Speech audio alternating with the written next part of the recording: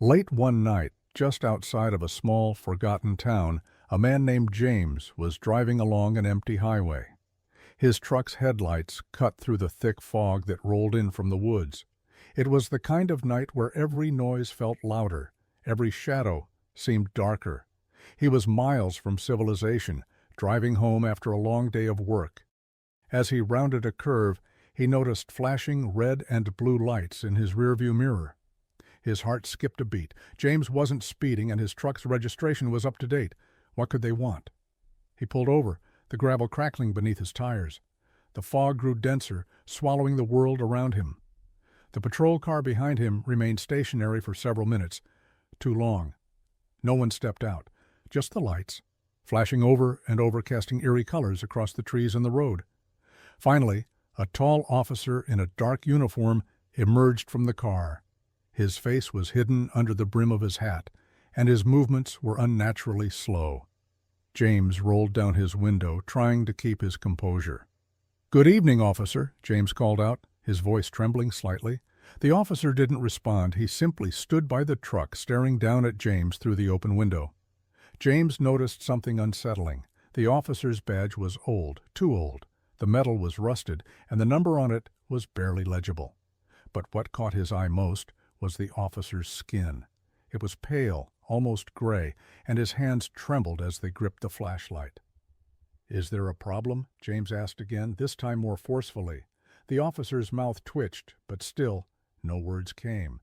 Then, without warning, the officer reached into his pocket and pulled out a weathered ticket book. He flipped through it slowly, as if the pages hadn't been touched in decades.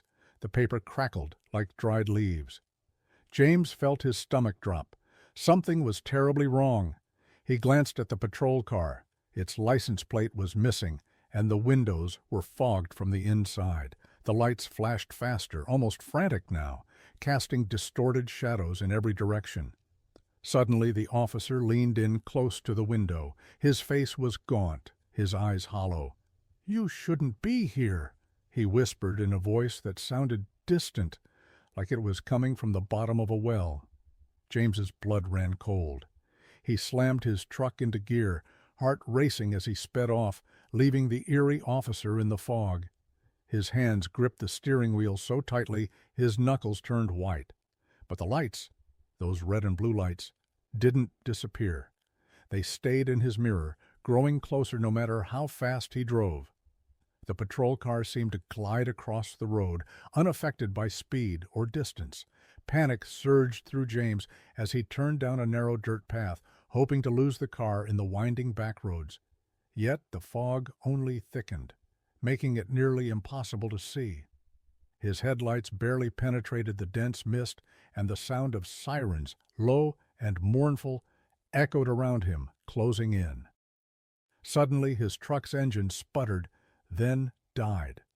James slammed the dashboard, trying to restart it, but the key wouldn't turn.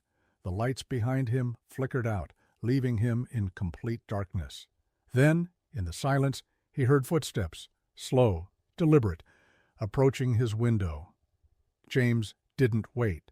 He threw open the door and ran into the woods, branches slashing at his face and arms. He didn't know where he was going, only that he needed to get away. But the footsteps never stopped. They followed him, always just behind, crunching leaves and snapping twigs in the thick fog.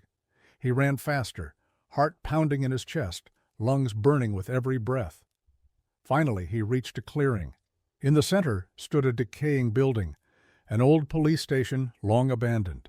Its windows were shattered, and the sign out front was so worn that the words were barely legible. James stopped, panting, staring at the building.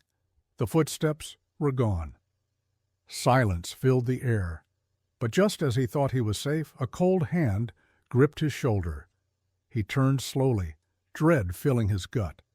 There, standing behind him, was the officer. His face was twisted into a grotesque grin, eyes hollow and empty. "You were never meant to leave," the officer whispered, his voice like wind through dead trees.